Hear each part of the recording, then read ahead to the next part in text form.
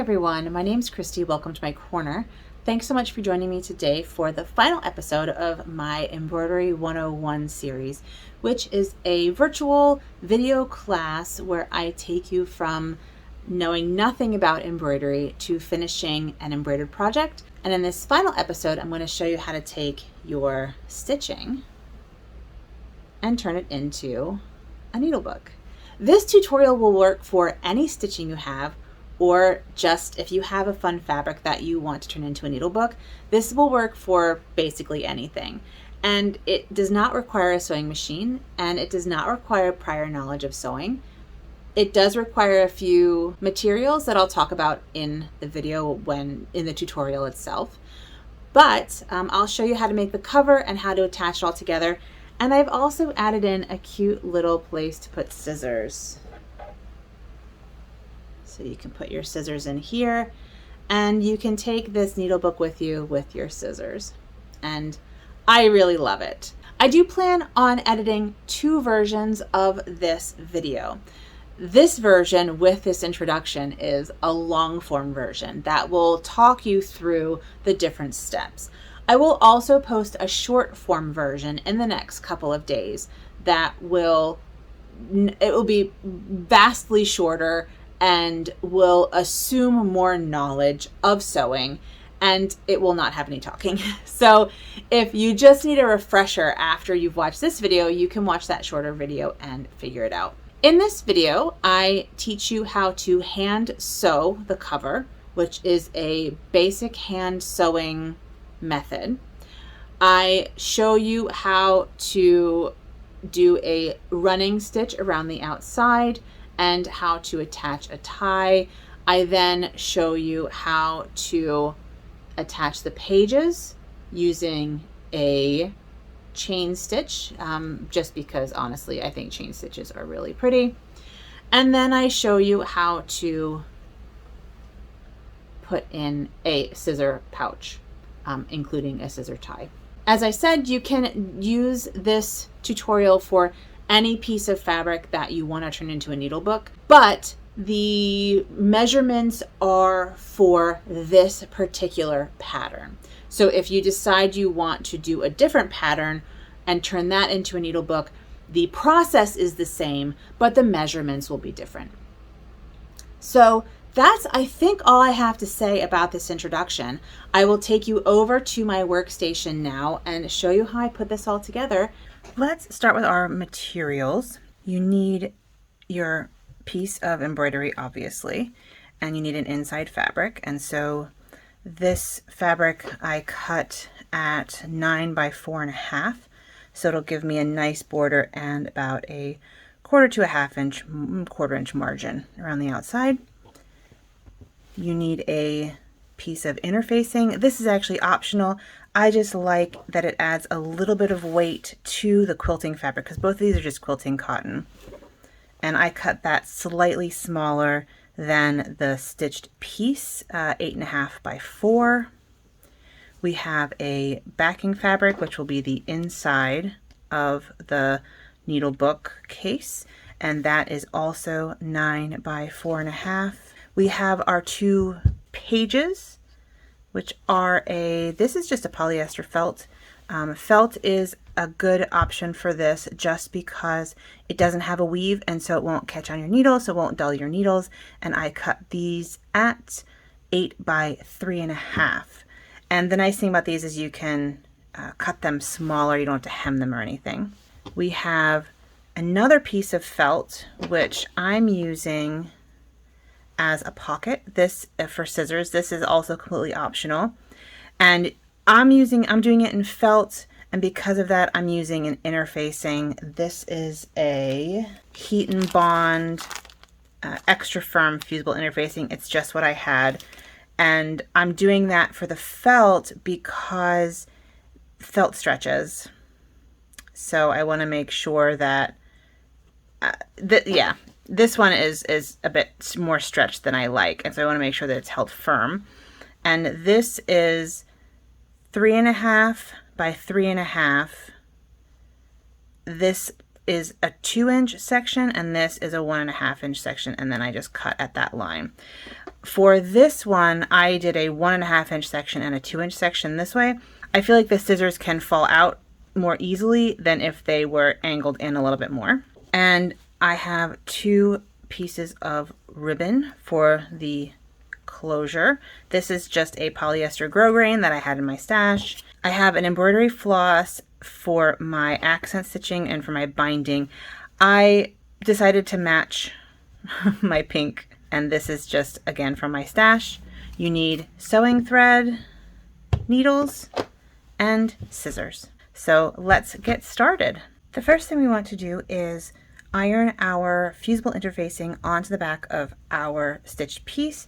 I am using just fusible interfacing ultralight clothing apparel. That's what I have. So I'm just using what I have just to add a little bit more bulk. And you want to flip it over. And for interfacing, there are 2 sides of it. One side is sticky, one side will be sticky with heat and one side isn't. And the way you can tell is by feeling it. If it feels smooth, that is the non-sticky side, and if it feels bumpy, that's the sticky side. So I'm going to just cover this, take my iron, and there we go. That is a slightly thicker but still pliable. And I think I'm going to cool my iron off a little bit while I have it here. Because this is a polyester felt, I'm going to take a piece of fabric. This is just a scrappy piece of fabric. I'm putting my temperature on low and I'm going to iron it that way. And with the medium interfacing, the sticky side is the shiny side. That stuck pretty well. Let's do one more pass at that. And that's all we need our iron for now. So I will turn that off. Now it's time to find our center. This is our backing piece. We want to sew our pocket on. So I'm finding my center. That's my center. And I want to figure out where I want to put this pocket. You want to sew the pocket on first. You want to make sure that it's not too close to the center because the pages will take up some space. I'm going to start like here. You sew around and in for your scissors. So we're going to do that. In my previous one, I used a blanket stitch, but I think for this, I'm just going to use a running stitch, and I'm going to use 3 strands. Now I'm using a contrasting color because I wanted a contrasting color, but you could always find the same color, which is what I did in the original book, or you could use just normal sewing thread. And I use embroidery needles for sewing. That's just what I have, so that's what I use. I'm going to make an away knot, and I'm going to pin this. You're not using a machine, so you don't really have to worry about it catching on things or, whatever. So I'm going to start on the bottom, and I am just going to do a running stitch. This is a lot of layers to go through, but running stitches are just in and out, and I think that it's a really pretty stitch. The goal is to just get your stitches even, which I rarely do. Here we have, I'm about, I don't know, halfway done with the outside, but we do need a spot for the scissors, and I, normally use scissors like this. So what I plan on doing is coming in a little bit, reinforcing that section, and then coming all the way down, coming back up to here, reinforcing that section, and then finishing it up. All of this is going to be in a running stitch. And I do like how it looks quite a lot. Now, I was thinking that if I were ambitious, I could actually not stitch this top part and make this into a pocket too. So if you started right here and you go down, make a scissor pocket, and then reinforce that and leave this open, you have another little pocket for, I don't know, tiny scissors. But I'm not going to do that. And if you just want a pocket, this is a good place to put a pocket that aren't for scissors. And in that case, you would just sew around 3 sides and then you have a pocket. You could also sew a little ribbon here to tie around your scissors so that they definitely won't fall out.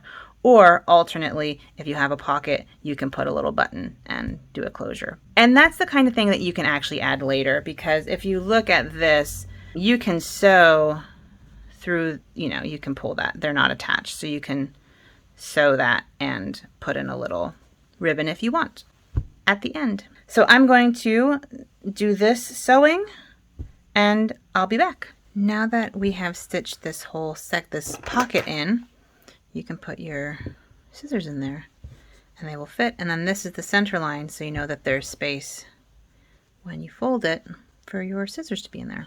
So that's phase 2, and now we can start putting together the whole thing. All right, so we have our 2 sides done. So these are stitched, and you just want to make sure that when you want to do right side to right side, because we're going to sew it. And then we also need to put in our ribbons, and the ribbons need to go on the inside like this, and make sure that they're not sewn to themselves. And the other thing you want to make sure is that you're directional. So you don't want to put it like this, because then this will be upside down. You want to make sure that the top of this is the top of this. That's most important. So let us start with our ribbons and pin those in. Full disclosure, I've already sewn this once and I totally forgot about the ribbon. So I had to pull it out. It's been a week. It's been a week. So that's that. And then we'll put this one in here.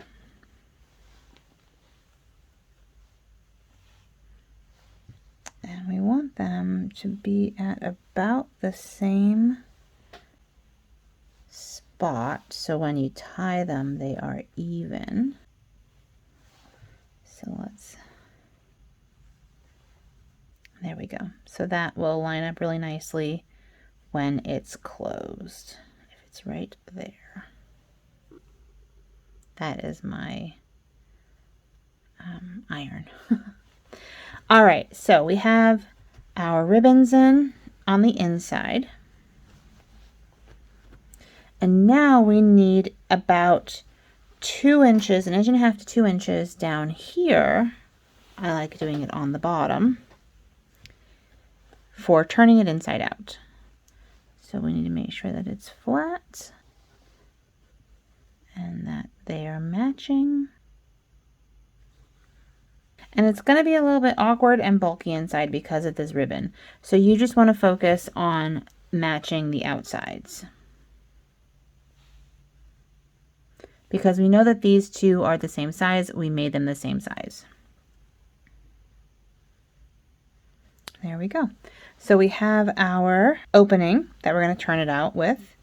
And now we'll just do a couple more pins. Make sure that make sure that your ribbons aren't sneaking out. And if it's not exactly even, that's actually okay. I just make sure that I go with what I sew with the outside, with like the front, with the embroidered piece on top, so I can follow that line. That's the most important aspect for me anyway. We're going to take our thread. I just use an embroidery needle for this as well. And I am just going to do a quilter's knot, like I often do, wherever I can find the end.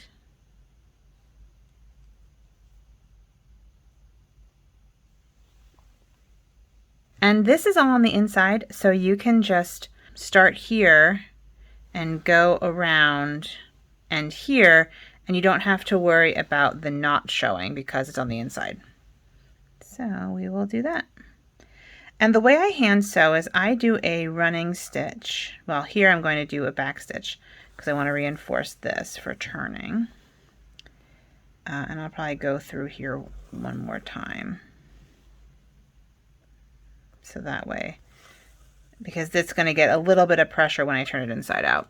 But now what I do is I just do a running stitch for, I don't know, 3 or 4, 5 stitches. And then I do a back stitch just to keep it stable, because when you pull, because this is a running stitch, it'll concertina there.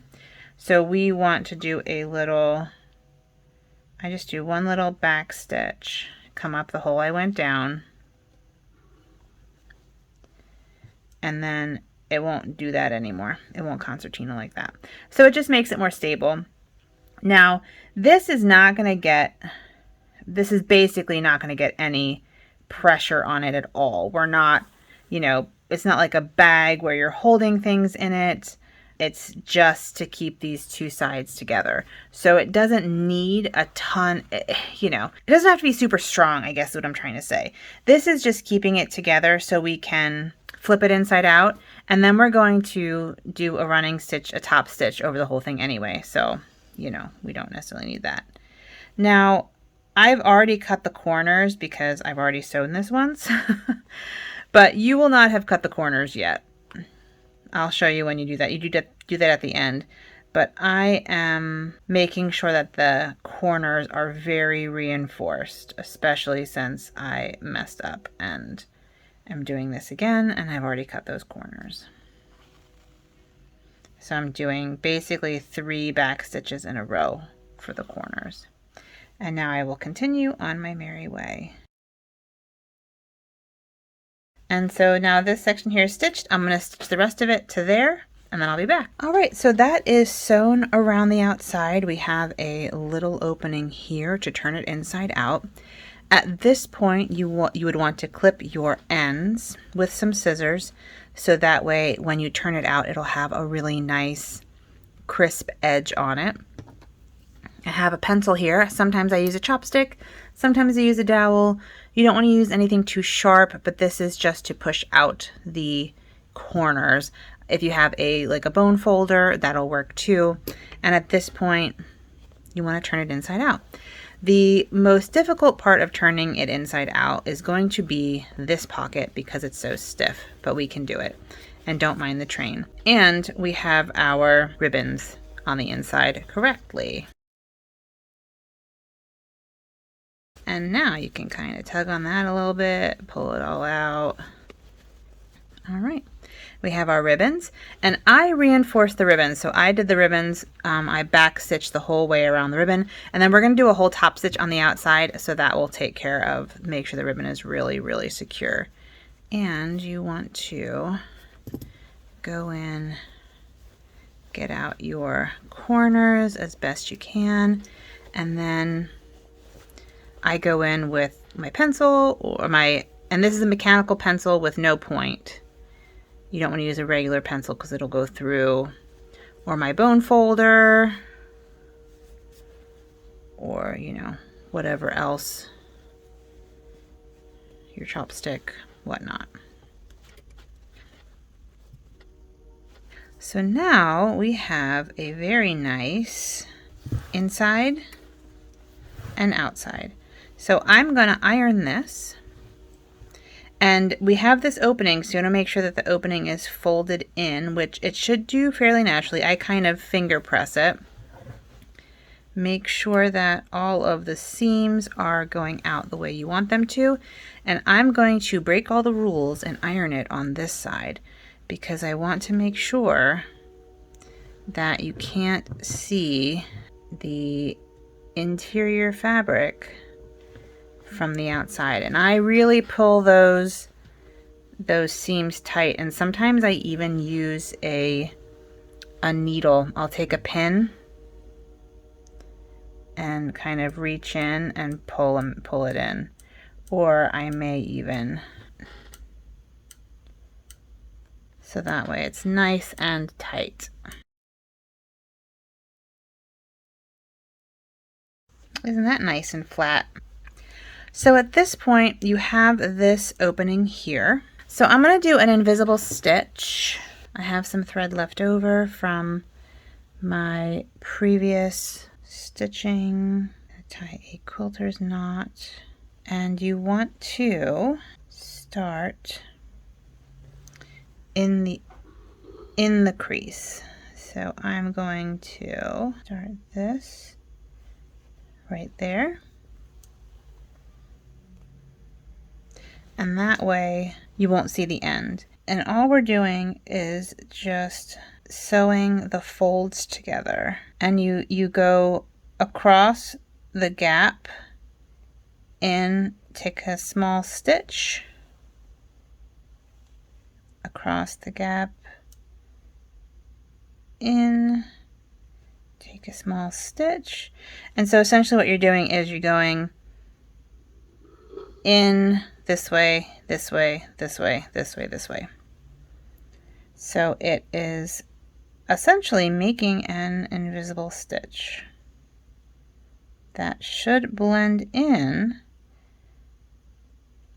with the rest of the stitches, especially since I'm using a white blendy thread.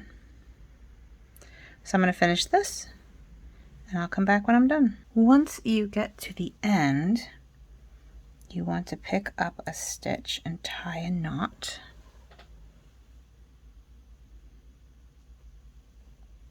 And I usually do that twice.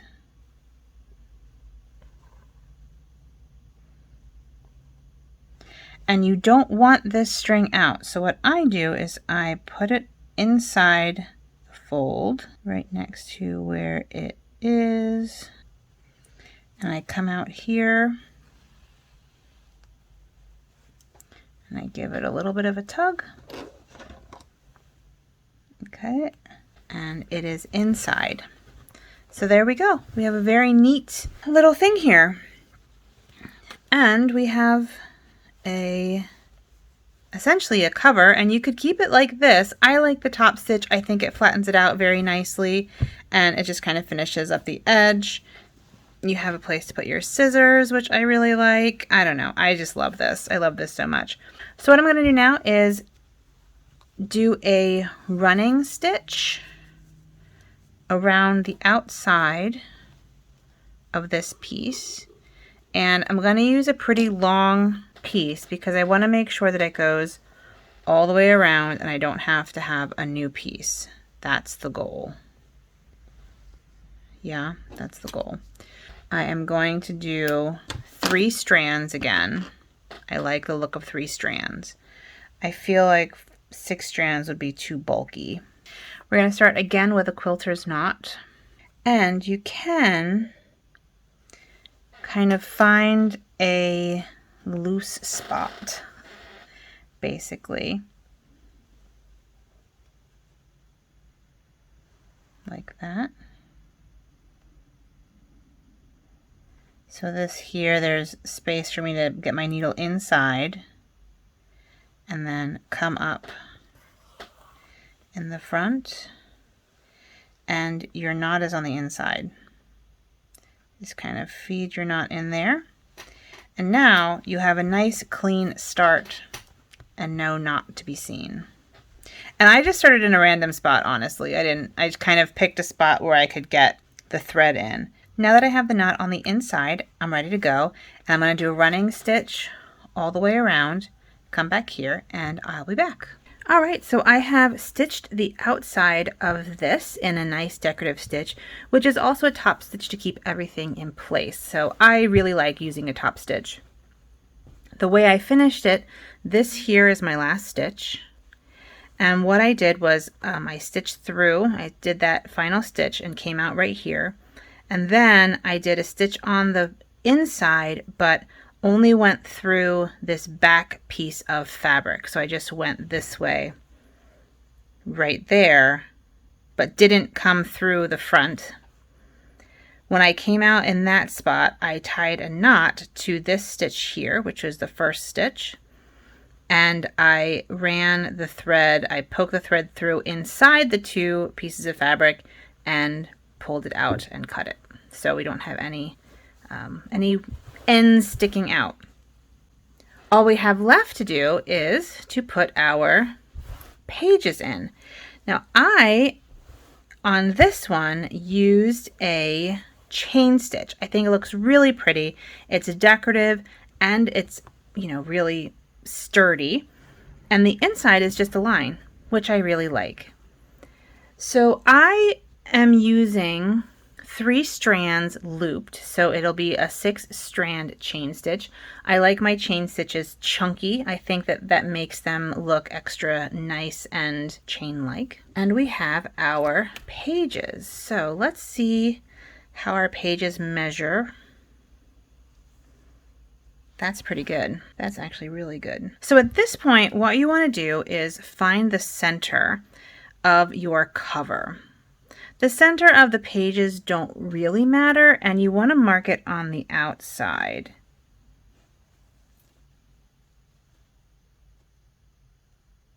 And the reason why the center of the pages doesn't matter is because you can cut them to any size. So if it's not quite even, you can just cut them a little bit. The outside, however, you cannot do that. I mean, technically, you can, but you won't. So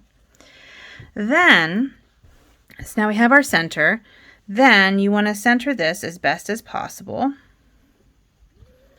And you want to pin these pages to the cover, but not in the center.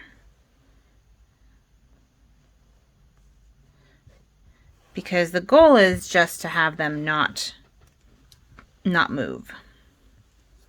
And you want to remember that you're going to have to trim your pages because they will be uneven. There we go. So now we have our pages secured, and we want to do our chain stitch down the center with the line in the middle. So we're working from the outside. I have 3 strands looped. I'm going to do a loop start, and we're going to start from the back. Make sure we catch the end of the pages.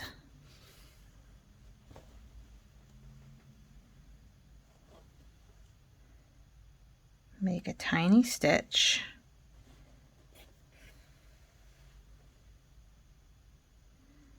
And loop that. And now the front has we can pull that pin out. Now the front has a loop we can use for our chain stitch. So you go down a stitch.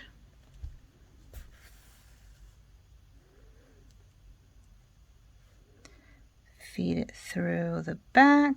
I use the butt end in order to not split the thread. You don't want to pull it too tight, but you do want it sort of taut. And make sure that the loop start is taut by pulling on that stitch. And you go down the hole that you came out of. And I always like to look at the back because you want to make sure that your line on the back is neat as well. And there we go. There we have chain stitch. So then we go to this side, poke it through, go through the loop, through the hole, and you just continue doing this. And once you're done with your chain, you have a completed needle book, which is very exciting.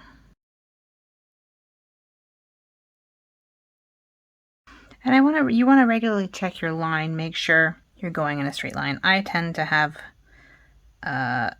difficulties sometimes with straight lines. So it helps to line up your flosses every once in a while and make sure, your line makes sense. All right, so I had to start another thread because I have this much left, which kills me, but that's okay. It's my own fault for just using the other part of this thinking it would work. So what I'm going to do is I'm actually going to, as I've done before, thread this in between the two layers of the cover. I made a quilter's knot, and you have to strategically come up in your last thread. And so what that does, that brings the knot inside. You're gonna have to tug a little bit, work it in. There we go. And it pops in a little bit. And then that's secure inside, and you can keep going. And no one will ever know, except for that one little bump there, that you had to start a new thread. And this is just 6 strands right off the bobbin. I could have looped just through the felt layers, and then I would just go over it so it just looked like a little bump right there. You wouldn't even tell.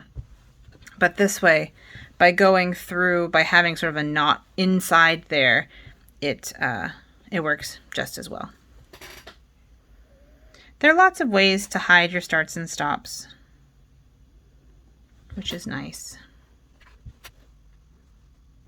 Oh, I guess I don't need these anymore. I can pull these out. I keep stabbing myself with these, so I'll move those. And the reason that I'm still using my mat and I'm stabbing into my, this is my wool ironing mat, is because I want to make sure I'm going through all of the layers as straight as possible.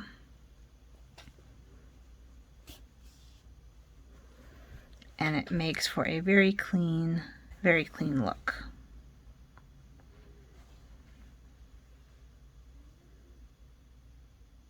I am going to do one more and then I'm done. And I'm just going to weave in this end a little bit.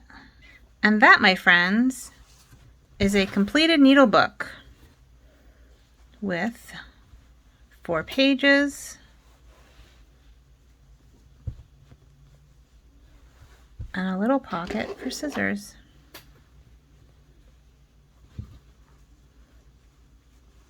Now I think that I'm going to trim these pages a little bit. So I just take a really good pair of scissors. These are my good pairs of scissors.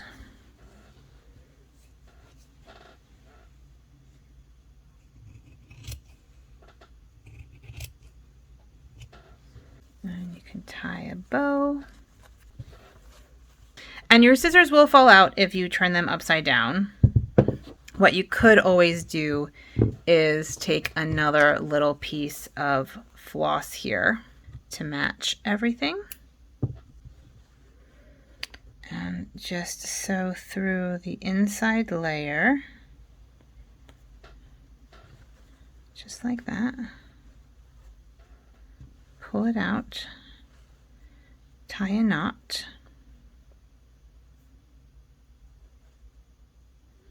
It doesn't have to be a tight knot, just a knot.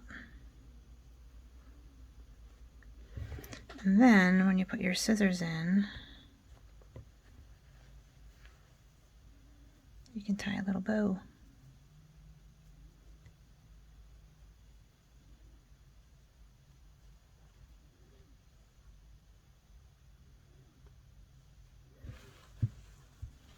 And then they won't fall out.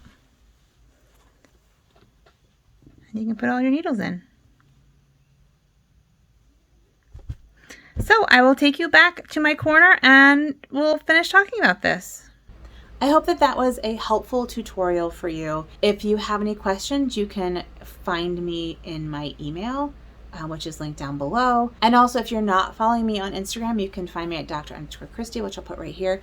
And you're more than welcome to message me on Instagram if you have any questions. I do hope that you will tag me if you make a needle book using my tutorial, and I really look forward to seeing your finished projects. I don't think I have anything else to say, so with that, I will let you go. Thank you so much for joining me. Please take good care of yourselves and have a good one. Bye.